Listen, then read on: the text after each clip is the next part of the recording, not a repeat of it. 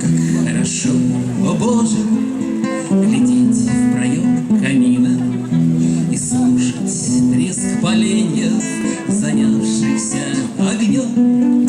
Проблемы и заботы на время отодвинув, глядеть в проем камина, не мысля ни о чем.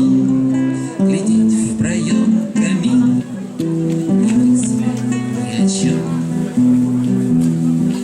Звучат в тиши вечерней гитары переборы, заглядывают звезды в открытое окно, а где-то там снегами поблескивают горы, а в кресле у камина уютно и тепло, а в кресле у камина уютно и тепло.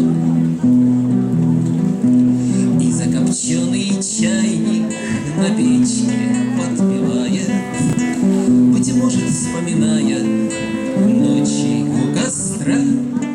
Он тоже друг походный, и, как и я, скучает по шуму горной речки и песням до утра. По шуму горной речки и песням до утра.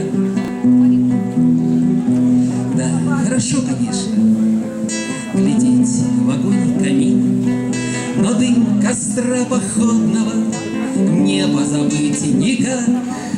И сердце рвется в горы, в таежные просторы, а значит, мне в дорогу вновь собирать рюкзак.